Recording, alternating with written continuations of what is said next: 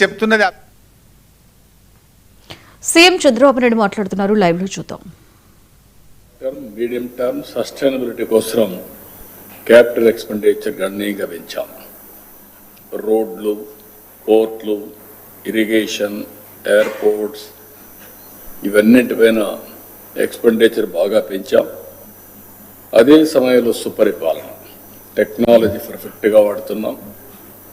ఈరోజు మీరు చూస్తే వాట్సాప్ గవర్నెన్స్లో సర్వీసెస్ అన్ని ప్రొవైడ్ చేసే ఏకైక గవర్నమెంట్ ఆంధ్రప్రదేశ్ గవర్నమెంట్. ఎవరు ఆఫీస్కి వచ్చే పని లేదు, నేరుగా సర్వీసులు మనమే ప్రొవైడ్ చేసే పరిస్థితికి వచ్చాం. డీఫంక్ట్ అయినటువంటి స్కీమ్స్ అన్ని రివైవ్ చేశాం. కేంద్ర ప్రభుత్వం వీళ్ళు చేసినట్టు అవకతవకల్ని అరికట్టలేక కరోనా సెపరేట్ అకౌంట్ ఓపెన్ చేసుకోండి, అప్పుడే మేము డబ్బులు ఇస్తాం అని సెంట్రల్లీ స్పాన్సర్డ్ స్కీమ్స్కి సెపరేట్ అకౌంట్ ఓపెన్ చేయించారు. ఆ రూల్స్ ఇక్కడ చూసిన తర్వాత దేశం అంతా పెట్టేశారు.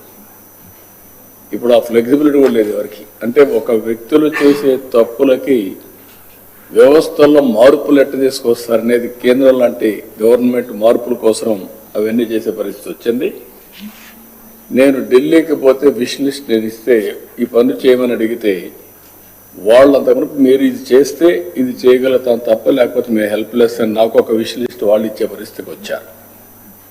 అంటే మీరు లాస్ట్ 2 yearsలో మీరు డబ్బులు ఇచ్చారు, మీరు ఆ డబ్బులు వాడకుండా మీరు వేరే పర్పస్కి వాడుకున్నారు. కాబట్టి అది ముందు ఖర్చు పెట్టండి, తర్వాత డబ్బులు రిలీజ్ చేస్తామన్నారు. 93 స్కీమ్స్ని మళ్ళీ రివైవ్ చేశాం. పవర్ డిపార్ట్మెంట్ తీవ్రమైన సంక్షోభంలో ఉంది, మామూలు కాదు. 32,000 కోట్ల రూపాయలు పెంచారు. కరోనా 15 రూపాయలు అట్లా కరెంటు పీక్ లోడ్ ఫ్యాక్టర్ కోసం 15 రూపాయలు పెట్టుకున్నారు. ఇంకొక పక్కన మీరు ఒకసారి చూసి నేను మొన్న కూడా పేపర్ కూడా రిలీజ్ చేశాను మీకు, ఆ డీటెయిల్స్ అని మళ్ళీ నేను పోలా. ఇప్పుడు 9,000 కోట్ల రూపాయలు ఏదైతే సోలార్, విండ్, రెన్యూబుల్ ఎనర్జీస్ ఉన్నాయో వాళ్ళకు డబ్బులు పే చేశారు క్యాపిటల్ కాస్ట్ కింద. అది ఆపరేషన్ ప్రాక్టికల్ నిల్. 9 కరెంటు వాడుకోకుండా ఊరికే వచ్చే కరెంటుని 9,000 కోట్ల రూపాయలు కోర్టు వల్ల వాళ్ళకు పే చేసే పరిస్థితికి వచ్చారు. అది విధ్వంస పాలన. అంటే మనుషులు ఏ విధంగా ఖర్చుగా పోతారనే దానికి ట్యాక్స్ పేయర్స్ మనీ ఏ విధంగా బలైపోతున్నది ఒక ఉదాహరణ మాత్రం. ఇలాంటివి చాలా వరకు జరిగాయి. నేను ఆ రోజు ఒకే మాట చెప్పాం, మళ్ళీ దీన్ని ఘాట్లో పెడతాం, ఎక్కడ కూడా నిర్లక్ష్యం చేయం. కరెంటు ఛార్జీలు పెంచకుండా ఈ వ్యవస్థని సమర్థవంతంగా నిలబెడతామని చెప్పాం, నిలబెట్టాం. నేను కరెంటు ఛార్జీలు 2వ సంవత్సరం పెంచాను. నెక్స్ట్ ఇయర్ కూడా సమర్థత పెంచుకుంటాం. దాని మీద కూడా ముందుకు పోతున్నాం. ఆ తర్వాత మీరు చూస్తే సమర్థవంతమైన సాగునీటి నిర్వహణతో కరువు లేకుండా చేస్తామని చెప్పాం. ఈరోజు మీరు ఖరీఫ్ అయింది, రబీ స్టార్ట్ అయింది. దగ్గర 950 TMC ఆఫ్ వాటర్ రిజర్వాయర్లో ఉంది. మీరు అవేర్లో చూసుకో 940 ఆ ప్రాంతంలో ఉంటుంది. ఇంకొక పక్క గ్రౌండ్ వాటర్ ఎక్కువ శ్రద్ధ పెట్టాం. ఇది 7.35 మీటర్ల ఆవరేజ్లో ఉంటే గ్రౌండ్ వాటర్ ఇప్పుడు 6.08 తగ్గించాం. అంటే గ్రౌండ్ వాటర్ పెంచాం. రాయలసీమలో 8.1 నుంచి 6.31 తీసుకొచ్చాం. ఇతర జిల్లాల్లో 7.01 నుంచి 5.97 తీసుకొచ్చాం. నేను ఈరోజే కాదు 30 ఏళ్లుగా ప్రయత్నం చేస్తున్నాను. సాగునీటి పంట కుంటలు తవ్వడం, చెక్ డ్యాములు కట్టడం, కంటూర్ ట్రెంచెస్ తవ్వడం, ఫారెస్ట్ ఏరియా మొత్తం వాటర్ కన్జర్వేషన్ మెథడ్స్ వేయడం, ఇవన్నీ చేశాం. దాని ఫలితాలు ఈరోజు 6 మీటర్లకు వచ్చింది.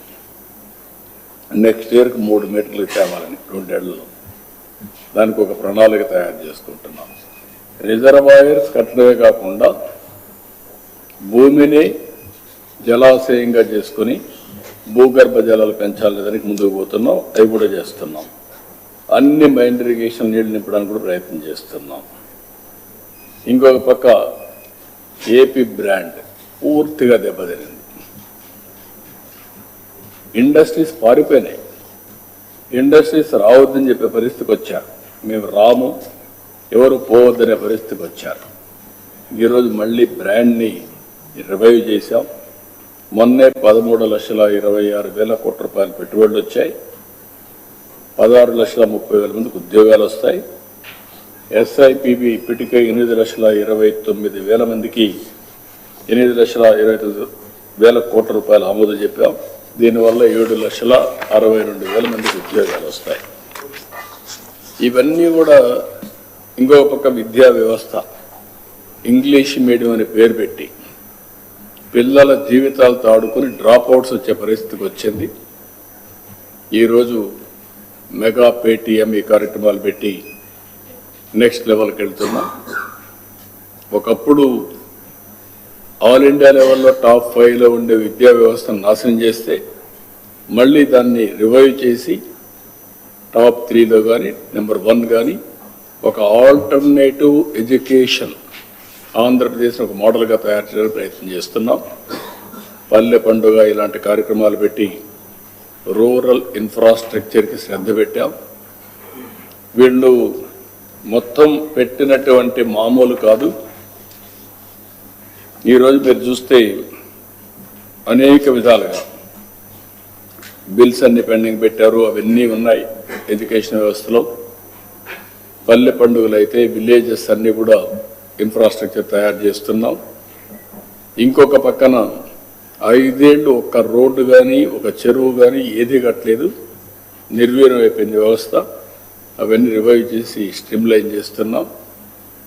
ఇలాంటి కార్యక్రమాలన్నీ చేయాలంటే మళ్ళీ మనకు నేను ఒక మాటలో చెప్పాలంటే 85 లక్షల మెట్రిక్ టన్నుల చెత్త వారసత్వంగా ఇచ్చిండారు. దాన్ని మైనింగ్ చేయడానికే పెద్ద సమస్యగా తయారైంది. జనవరి 1కి డేట్ పెట్టాను.